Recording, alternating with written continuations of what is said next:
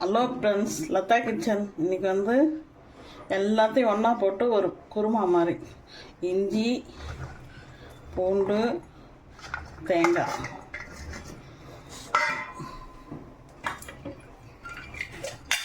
அடுத்தது ஒரு 4 முந்திரி பருப்பு, அடுத்தது கொஞ்சம் சீரகம். இது அரைக்கிறதுக்கு. இதில் உருளைக்கிழங்கு, பச்சை மிளகாய், பீன்ஸு, நூக்கல், தக்காளி, வெங்காயம் இது எல்லாத்தையும் மொத்தமாக போட்டுடணும். மொத்தமாக போட்டு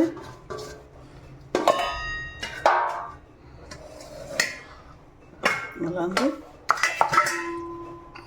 மஞ்சத்தூள் 1/2 டீஸ்பூன்,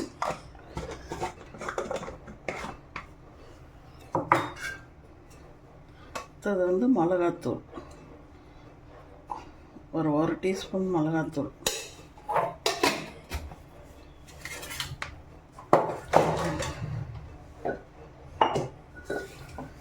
போட்டு உப்பு, கல் உப்பு கொஞ்சம் போட்டுக்குங்க. அடுத்தது தயிர் 1 கப்பு,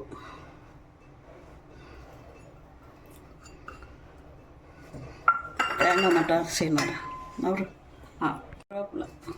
கருவேப்பிலை, கொத்தமல்லி. அடுத்தது தேங்காய், முந்திரி பருப்பு,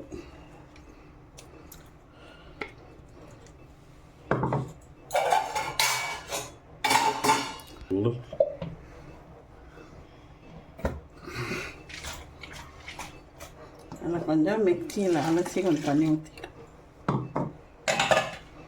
கொஞ்சம் திட்டமான தண்ணி ஊற்றிட்டு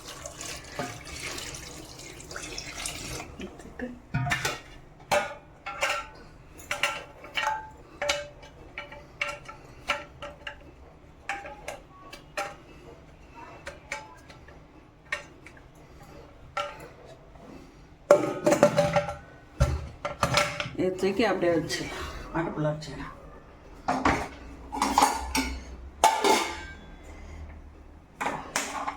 இது நல்லா வெந்த உடனே காமிக்கிறேன்.